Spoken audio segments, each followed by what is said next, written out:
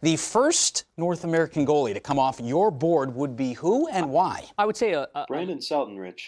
Yeah, I think out of the Quebec Major Junior Hockey League, 4 of the top 6 North American goalies ranked come from the Q, and 9 total in the draft. So very, very strong with his composure, with his feet. And you can see it in many of the clips that we've seen and watching him and talking to scouts, focus on the puck and never lets that get away from him. Good edge work as well. Even though he wouldn't be happy with this particular rebound, it's the way he recovers with his edge work, pushing, but not over pushing, and ends up getting a left toe on this one right here.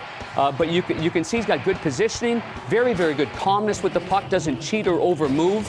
And again, we go back to the legs that he's got right here.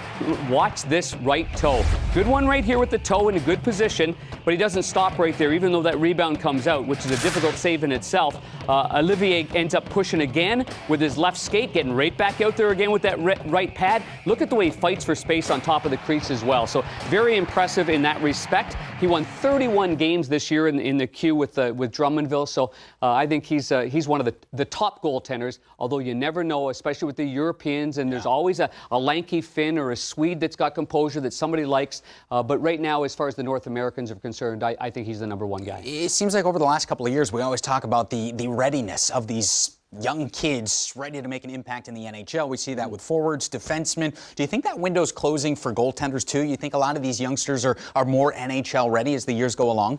Well, I think patience has become more of a virtue. I mean, we saw Marc-Andre Fleury going #1 overall, Carey Price going #5 overall. I think the days of the goaltenders going that early are gone. Mm-hmm. I just think that there are so many more options for you to look at right now, and the goaltenders are great athletes around the world. I mean, you can look at the Czech Republic. If I look at my totals right now, the Czechs have 4 top-rated goaltenders, the Swedes 4, the Finns 3, and the Russians 4.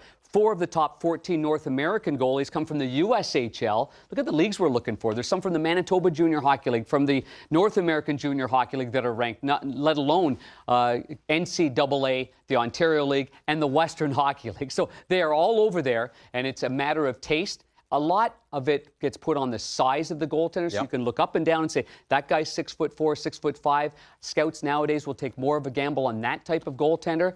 That doesn't make me very happy. I think there's a lot of really good goaltenders that are 6'2" and smaller. UC Saros is a good example. Carter Hutton's an unrestricted free agent. He's at the 6-foot level as well. So I think you've got to be careful of what you tell everybody you want, because there's still some good stuff in there in the smaller packages. All right, so we got the draft coming up next week down in Dallas. You've already done your homework, so you're ready to rock and roll. And as far as the goalies go, we'll keep our eye on the Q, because it sounds like a few netminders coming out of the Q in the upcoming 2018 NHL Draft.